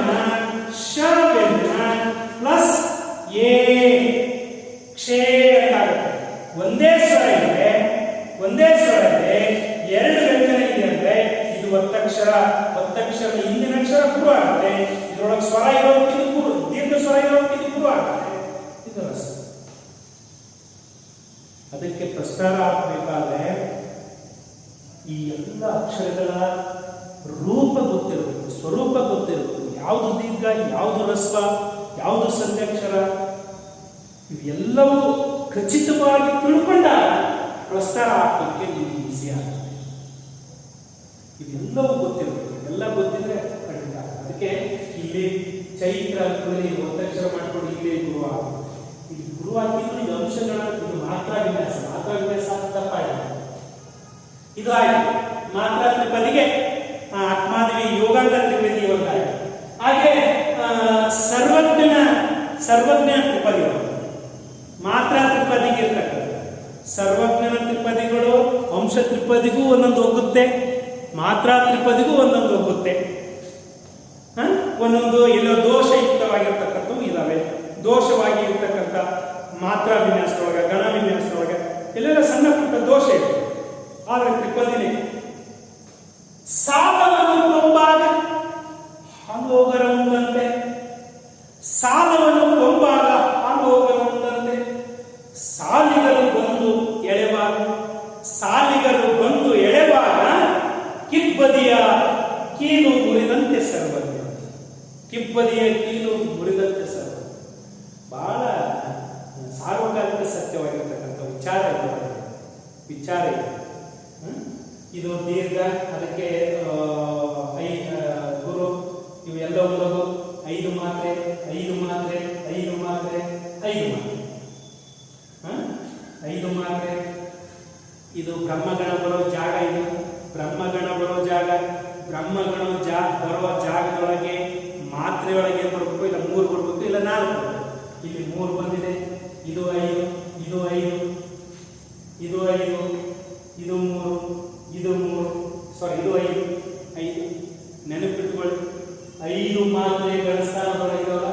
ಎಲ್ಲರೂ ನೀವು 5 ಮಾತ್ರೆಗಳ ಸ್ಥಾನದೊಳಗೆ, 5 ಮಾತ್ರೆಯ ಗಣಸ್ಥಾನದೊಳಗೆ, 5 ಮಾತ್ರೆಯ ಗಣದೊಳಗೆ ಎಲ್ಲಿಯೂ ಕೂಡ ಈ ರೀತಿಯ ಗಣ ಬಂದಿಲ್ಲ. 5 ಮಾತ್ರೆ, ಇದು 5 ಮಾತ್ರೆ ಎನಿಸಿದೆ. 5 ಮಾತ್ರೆಯ ಗಣ ಸ್ಥಾನದೊಳಗೆ ಈ ರೀತಿಯ ಗಣ ಬಂದಿಲ್ಲ. ಇಂಥದ್ದೂ ಬಂದಿಲ್ಲ. ಈ 2 ಗಣಗಳ 5 ಮಾತ್ರೆ ಎಣಿಸಿ ನೀವು 5 ಮಾತ್ರೆನೇ ಇದು. ಇಂಥ ಗಣ ಬದಲಾವಣೆ ನೋಡ್ಕೊಳ್ಳೋದಿದೆಯಲ್ಲ, ಅದು ಪ್ರತಿಭೆ, ಅದು ಛಂದಸ್ಸಿನ ಕೃತಿಕ. ಅವು ಬದಲಾವಣೆ ನೋಡ್ಕೊಂಡು ಪದ್ಯ ಬರ್ತದೆ. ಎಲ್ಲಿಯೂ ಕೂಡ ಇಂಥದ್ದು ಬಂದಿಲ್ಲ. ಇಂಥದ್ದು ಬಿಡಿ. ಅಂಶ ಷಟ್ಪದಿ ಒಳಗೆ ಅಂಶ ಎಣ್ಸಕ್ ಬರಲ್ಲ ಅಂತಂದ್ರೆ ಇದ್ರೊಳಗೆ ಬಂದಿಲ್ಲ ಅಂತ ಹೇಳ್ತೇನೆ. ಅಂಶ ತ್ರಿಪದಿ ಒಳಗೆ ಬಂದಿಲ್ಲ. ಮಾತ್ರ ತ್ರಿಪದಿ ಒಳಗೆ ಇಂಥದ್ದು ಬರಲ್ಲ. ಮಾತ್ರ ತ್ರಿಪದಿ ಒಳಗೆ ಎಲ್ಲಿಯೂ ಕೂಡ 5 ಮಾತ್ರೆಗಳೊಳಗೆ ಇಂಥದ್ದು ಬರಲ್ಲ. 3 ಮಾತ್ರೆದ್ದು ಇಂಥದ್ದು ಬರಲ್ಲ. 3 ಮಾತ್ರೆ ಇದೆಯಲ್ಲ, ಇಂಥದ್ದು ಬರಲ್ಲ. ಇಂಥದ್ದು ಬರುತ್ತೆ. 1 ಗುರು 1 ಗುರು ಬರುತ್ತೆ. ಆದರೆ ಲಘು ಗುರು ಬರಲ್ಲ. ಗಮನದೊಳಗೆ ಇಷ್ಟೆಲ್ಲ ಅಕ್ಯುರೇಟ್ ಇದೆ. ಛಂದಸ್ಸಿದೆಯಲ್ಲ, ಖಚಿತವಾಗಿ ಹಿಂಗೆ ಇರಬೇಕು ಅಂತ ನೀವಿದೆ. ಹೆಂಗ್ ಬೇಕಾದ್ರೆ ಫ್ಲೆಕ್ಸಿಬಲ್ ಇರ್ತಕ್ಕಂಥದ್ದಿಲ್ಲ. ಈ ಛಂದಸ್ಸಿದೆಯಲ್ಲ, ಹಳಗಿನ ಪ್ರಾಚೀನ ಛಂದಸ್ಸು ಬಹಳ ನಿಖರವಾಗಿ ಇರ್ತಕ್ಕಂಥದ್ದು. ಗಣಿತ ಇದ್ದಂಗೆ. ಹಿಂಗಾಗಿ ಛಂದಸ್ಸು ಶಾಸ್ತ್ರ ಅಂತ ಕರೀತಾರೆ. ಶಾಸ್ತ್ರ ಅಂದ್ರೆ ಹೀಗೆ ಇರಬೇಕು ಅನ್ನೋದು ಹೇಳುತ್ತೆ. ಶಾಸ್ತ್ರ ಅಂದ್ರೆ ಏನು? ರಿಸಲ್ಟ್ ಒಂದೇ. ಶಾಸ್ತ್ರದ ರಿಸಲ್ಟ್ ಒಂದೇ. ತ್ರಿಪದಿ ಬರೆಯುವುದು ಎಲ್ಲರೂ ತ್ರಿಪದಿಗೆ ಬರ್ತಾರೆ, ಎಲ್ಲರೂ ಹಿಂಗೆ ಮಾತ್ರೆ ಹಾಕ್ತಾರೆ, ಎಲ್ಲರೂ ಗಣ ಹಿಂಗೆ ಬರೀತಾರೆ. ಹಿಂಗಾಗಿ ಶಾಸ್ತ್ರ ಹಿಂಗೆ ಇರಬೇಕು ಅಂತ ಹಿಂಗೆ ನೀವು ಹೇಳ್ತೀರಲ್ಲ, ಹಾಗೇನೆ ಶಾಸ್ತ್ರ ರಿಸಲ್ಟ್ ಒಂದೇ ಇರುತ್ತೆ. ನೀವು ನೋಡಿ, ಗಣಿತ ಶಾಸ್ತ್ರ ಅಂತ ಕರೀತಾರೆ. ಗಣಿತ ಶಾಸ್ತ್ರಕ್ಕೆ ಒಂದು ಉದಾಹರಣೆ, ಒಂದು ರಿಸಲ್ಟ್ ಒಂದೇ ಇರುತ್ತೆ.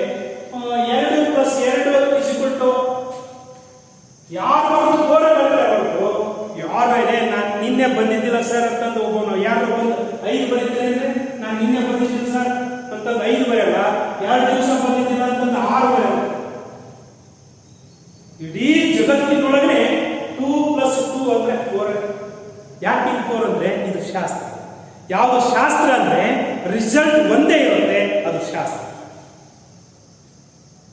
ಆದ್ರೆ ಕಲೆ ಅಂತ ಇದೆಯಲ್ಲ, ಕಲೆ ಅಂತಂದ್ರೆ ಕಲಾವಂತಿಕೆ ಇದೆಯಲ್ಲ, ಅದು ರಿಸಲ್ಟ್ ಬೇರೆ ಬೇರೆ, ರಿಸಲ್ಟ್ ಬೇರೆ ಬೇರೆ. ಈಗ ಒಂದು ಕಾಲೇಜ್ ಕುರಿತು ಕವನ ಬರ್ಕೊಂಡು ಬರ್ರಿ ಅಂದರೆ ಎಲ್ಲರೂ ಒಂದೇ ರೀತಿ ಕವನ ಬರ್ಕೊಂಡು ಬರೋದು. ಕಾಲೇಜೇ ಒಂದು ಇರುತ್ತೆ, ಆದರೆ ಭಿನ್ನವಾಗಿ ಬರ್ತದೆ. ನೀವು ಹೋಮ್ವರ್ಕ್ ಕೊಟ್ಟು ಕಾಲೇಜ್ ಬಗ್ಗೆ ಬರ್ಕೊಂಡು ಬರ್ರಿ ಅಂದರೆ ಎಲ್ಲರೂ ಭಿನ್ನವಾಗಿ ಬರ್ಕೊಂಡು ಬರ್ತೀರಿ. ಆದರೆ ಹೋಮ್ವರ್ಕ್ ಗಣಿತದ ಕೊಟ್ಟರೆ, ಗಣಿತದ ಹೋಮ್ವರ್ಕ್ ಏನಾದ್ರು ಕೊಟ್ಟರೆ ಎಲ್ಲರದ್ದು ರಿಸಲ್ಟ್ ಒಂದೇ ಇರುತ್ತೆ. ಯಾವುದು ರಿಸಲ್ಟ್ ಒಂದೇ ಇರುತ್ತೆ ಅದು ಶಾಸ್ತ್ರ, ಯಾವುದು ರಿಸಲ್ಟ್ ಭಿನ್ನ ಇರುತ್ತೆ ಅದು ಕಲೆ. ಅದಕ್ಕೆ ಕಲೆ.